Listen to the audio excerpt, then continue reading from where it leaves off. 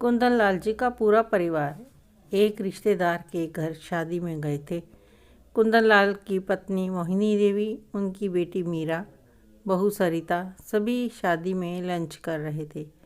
कुंदन लाल जी अपना खाना लेकर अपने रिश्तेदारों के बीच बैठे हुए थे, लेकिन उनका पूरा ध्यान अपने परिवार पर ही था। एक कोने में 2 कुर्सियां रखकर मोहिनी जी और उनकी बेटी मीरा दोनों बैठ गई और सरिता से कहा कि वह जाकर कुछ खाने को ले आए। लेकिन सरिता बोली, वेटर ला तो रहे हैं, फिर मैं भीड़ में कैसे जाऊं?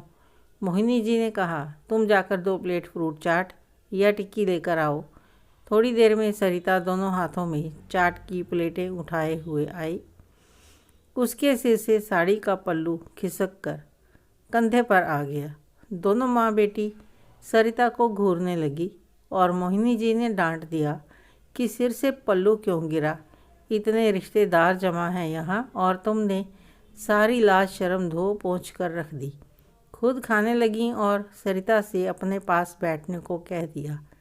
फिर सरिता अपने लिए कुछ खाने को लेने चली तो सास ने कहा, चुपचाप बैठी रहो, अभी कोई वेटर आएगा तो कुछ लेकर खा लेना।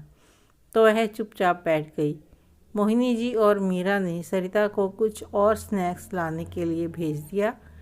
फिर जब दोनों हाथों में सरिता कुछ लेकर आई तो दोनों ही माँ बेटी का ध्यान उसके पल्लू पर ही होता, जबकि वहाँ पर जितनी भी बहू बेटियाँ मौजूद थी किसी के भी सिर पर पल्लू नहीं था। लेकिन मोहिनी देवी तो सरिता के सर पर सवार थी, उसे किसी के पास बैठने भी नहीं दे रही थी। किसी से सरिता को नहीं मिलवाया, बस अपने आसपास ही रखा। खाना खाने के समय भी दोनों माँ बेटी अपनी जगह से नहीं उठी। खाना परोसने के लिए सरिता से ही कह दिया। वह दोनों के लिए प्लेट लगा कर ले आई और फिर अपने लिए प्लेट लगाने गई तो भीड़ थोड़ी ज़्यादा थी, तो बिना खाना लिए वापस आ गई। तो भी खाना ना लाने पर मोहिनी जी ने उसे गुस्सा किया। जब सरिता अपने लिए खाना लाने को फिर से जाने लगी तो फिर मीरा भी बोल पड़ी, यह क्या भाभी, बार बार जाओगी तो क्या अच्छा लगेगा?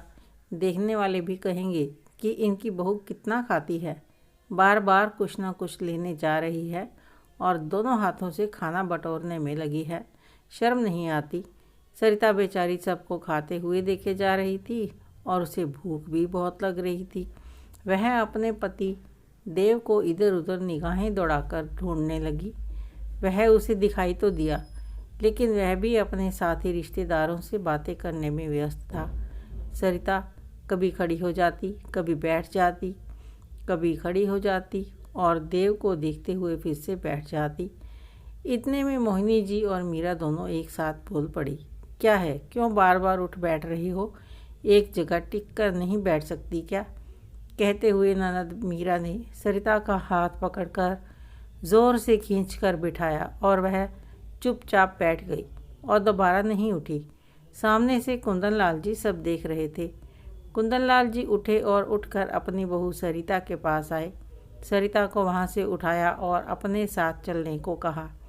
सरिता मोहिनी जी की तरफ देखने लगी तो कुंदन लाल जी ने बहू का हाथ पकड़ा और उसे लेकर एक टेबल की तरफ गए और एक कुर्सी पर बिठा दिया और कहा, बहू तुम यहाँ बैठो और मैं अभी आता हूँ। और यह भी कहा कि साड़ी का पल्लू अपने कंधे पर रखो, सिर पर रखने की कोई ज़रूरत नहीं है। जैसे ही उसने पल्लू को कंधे पर टिकाया, पीछे से मोहिनी और मीरा दोनों दौड़ी हुई आई और सरिता के दाएं बाएं बैठ गई और उसे डांटने लगी कि सिर पर से पल्लू क्यों हटाया।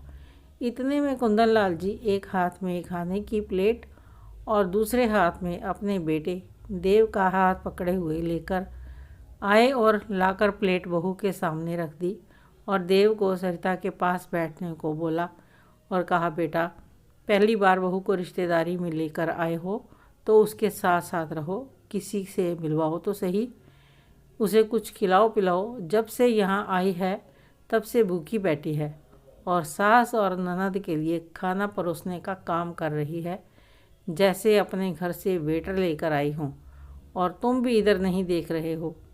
फिर वे मोहिनी और मीरा की ओर देखकर बोले, क्या तुम दोनों उसके पल्लू के पीछे पड़ी हो? यहाँ शादी में आए हो या सत्संग में, यहाँ किसकी बहू के सिर पर पल्लू है? मैं तो इसलिए बोल रही थी कि यहाँ बड़े बुज़ुर्ग बैठे हैं तो उनके सामने तो अच्छा नहीं लगता कि बहू यूं ही घूमती रहे। ऐसे तो यहाँ पर तुम्हारे भी बड़े बुज़ुर्ग बैठे हैं, मेरे चाचा जी बैठे हैं, फूफा जी भी बैठे हैं, और भी हैं, तो तुम्हारे सिर पर पल्लू क्यों नहीं है? जब खुद पल्लू सिर पर नहीं ले सकती हो तो बहू के पल्लू के पीछे क्यों पड़ी हो? मोहिनी देवी चुपचाप बैठ गई थी। और बहू, तुम यहाँ पर शांति से बैठकर खाना खाओ।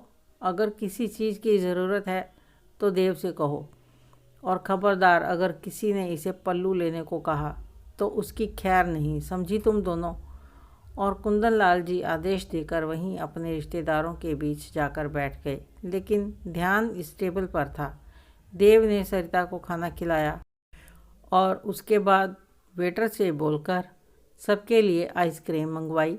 फिर देव सरिता को साथ लेकर चल दिया, अपने रिश्तेदारों से मिलाया और बाद में डीजे पर दूल्हा दुल्हन के साथ डांस किया। उन्हें देखकर मोहिनी और मीरा भी आ गई।